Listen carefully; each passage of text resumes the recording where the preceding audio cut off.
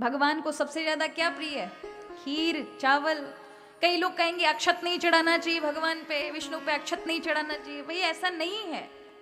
जहां ऐसे मान्यता रखी गई है वो धर्मशास्त्रों का एक कारण है कि लोग क्या करते हैं, भगवान ने सामर्थ्य दी है, कई लोगों को हमने देखा है सामर्थ्य दी है, लेकिन फिर भी पुष्पमाला, ठाकुर जी की पूजा के लिए कोई मिष्टान, कुछ नहीं व्यवस्था, बस चावलों से कराते रहेंगे। चावल कर दो, चावल छोड़ दो, चावल ये कर दो।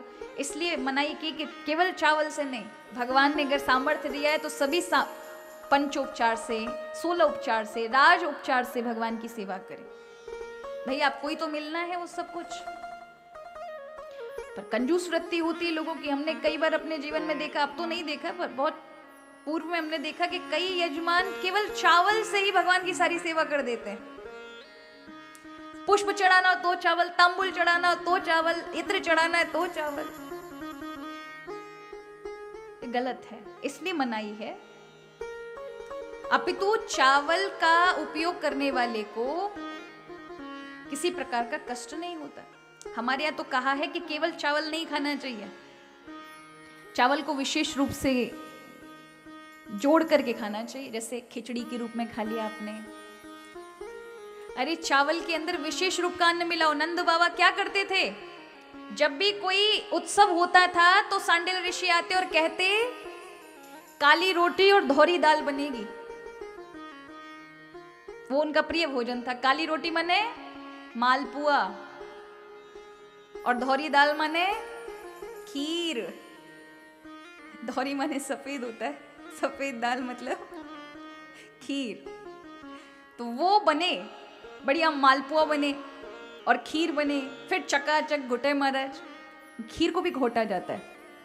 जब दूध आपने खीर के लिए चढ़ाओ, दूध आधा रह जाए, फिर वहां में चावल पड़े एक मुट्ठी महाराज, फिर वहां के बाद मारो उतनी ही शक्कर पड़े, फिर वो आपकी इच्छा है कि आप मेवा डालो, का डालो महाराज, केसर डालो, और फिर उस अधोटे दूध की खीर जो बनती है ना, वो भगवान को और व्रजवासियों को वही प्रिय है। हमारे ऐसा कहते हैं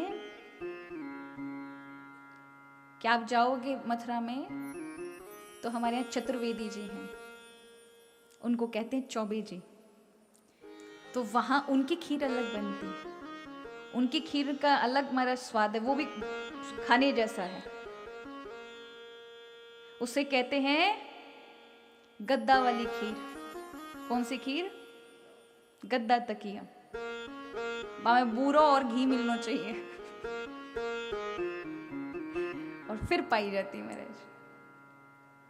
तो हमारे यहाँ तो ठाकुर जी खामई महाराज ऐसे वैसे रूखे सूखे थोड़े ना, जैसे आप लोग लगा देते हो चीनी के साथ रोटी पे धर के। हमारे ठाकुर जी तो खुरचन मलाई के, रबड़ी के, न जाने काहे के। तभी तो 56 प्रकार के भोग हैं प्रभु को।